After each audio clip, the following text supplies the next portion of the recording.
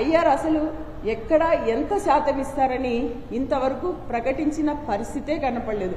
అనేక మంది ఉద్యోగ సంఘాలు చర్చలు జరుపుతున్నా కూడా ఆ సంఘాలకు కూడా కనీసం మేము ఇంత % ఐఆర్ ఇస్తాము అని ఎక్కడా కూడా చర్చించలేదు.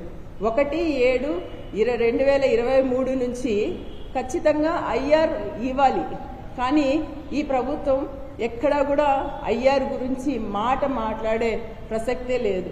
అయితే ఈరోజు ఇంకా పిఆర్సీ మేము అధికారంలోకి వస్తే మెరుగైన పిఆర్సీ ఇస్తామని చాలా గొప్పగా అనేక సభలలో కూడా చెప్పడం మనందరం కూడా గమనించాం. ఇక ఈరోజు చూసుకుంటే ముఖ్యమంత్రి గారు కానీ, డిప్యూటీ ఉప ముఖ్యమంత్రి గారు కానీ, ఆర్థిక శాఖ మంత్రి గారు కానీ ఎవరైనా కూడా ఈ పిఆర్సీ గురించి మాట్లాడే పరిస్థితే లేదు. అసలు పిఆర్సీ ఇస్తారా ఇవ్వరా అని ఒక కన్ఫ్యూజన్లో ఉద్యోగస్తులందరూ కూడా